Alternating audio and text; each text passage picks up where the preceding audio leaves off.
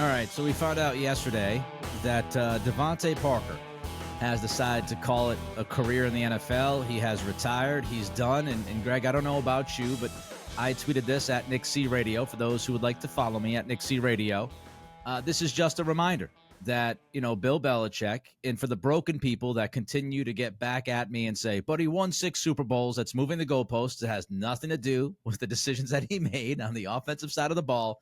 But this is just another reminder, another example of how bleeped up this offense was. The decision for Bill Belichick to allow DeAndre Hopkins to walk into the facility, have more than a good shot, an opportunity of signing Hopkins as we went over back then. Let Hopkins leave. Hopkins signs with Tennessee. Parker's upset because of it, that he was even allowed to be brought in. So Belichick gave Parker an extension, gave him some extra money because he was upset. And now you look 1 year removed. You didn't get Hopkins, and Parker's out of the league. Yeah, it's I was trying to call back. I'm trying to look at their depth chart last year, but you go with what they gave Mac Jones last year. I mean, you have JuJu Smith-Schuster, who admitted that he was 60% last year. Awesome. Yeah. Great. That was your replacement for Jacoby Myers. You let Jacoby Myers walk over $1 million, and you go for a guy who wasn't even as good, and he was compromised. DeVante Parker, I'm pretty sure we've talked about this in the past. Not my favorite Patriot to deal with, and I didn't think he wanted to be here. And so for him to go to the Eagles, take a look around and go, nah, I'm good, doesn't really surprise me. I think he pretty much made that decision last year on the Patriots. And also, you can't help but think back to all the flowers that were given to Matt Patricia for finding DeVante Parker and executing this deal. It was just, it's another in a long line of offensive personnel failures that led the Patriots to the depth that they sunk to, and now they're trying to climb their way out of it. I just remember that Raiders game when Parker drops the football last year and takes zero accountability in the post game. That to me is like, that's the end all be all with him. That's how he will be remembered for me here in New England, his time. But again, he's got children, got a family, he's retiring. Hopefully he has good health, lives a good life. Adios, DeVante Parker. Testing my skills on Prize Picks this season is the most exciting way to play daily fantasy sports.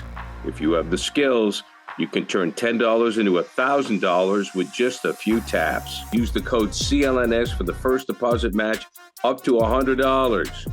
Pick more, pick less. It's that easy.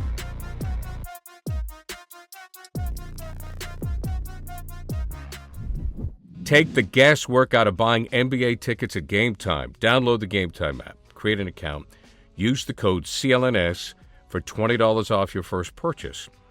Terms apply. Again, create an account and redeem the code CLNS and get $20 off. Download Game Time today. Last minute tickets, lowest prices, guaranteed. You mentioned JuJu Smith-Schuster. Told you guys yesterday he was 60% last year. Feels better now. Feels much better, he said. How do you feel about JuJu right now on May 21st? I'm glad that he's in a better place. I sort of have my questions about whether it lasts very long. I'm sure he feels really good now in May. If he's on this team, how's he feel in October, in November? Is that knee having to be drained? Is it a constant problem, which a lot of people think that it is. It was a issue last year. It will be for him until he decides to hang it up. Again, to me, when you draft a Jalen Polk and a Javon Baker, along with, Pop Douglas, and you signed KJ Osborne, I don't really see a fit for JuJu here. I think Mayo talked about the competition in the room and all that. I mean, definitely sort of a Belichick acquisition, a veteran guy that you've seen, he's played games, stuff like that. This is just a different regime. So JuJu Smith-Schuster, to me, is not a fit here anymore, and I would be surprised if he's here all that much longer. I don't have an issue with keeping him around for a while to see what he's got. Does he have any juice left? And injuries and stuff like that. Yep. Yeah, like I wouldn't be in a rush to say goodbye to him. I know a lot of people are just so frustrated from last year they just want to rip the Band-Aid off. But if JuJu is, let's say, 85%, 90% healthy, he's a good NFL receiver. He's not great.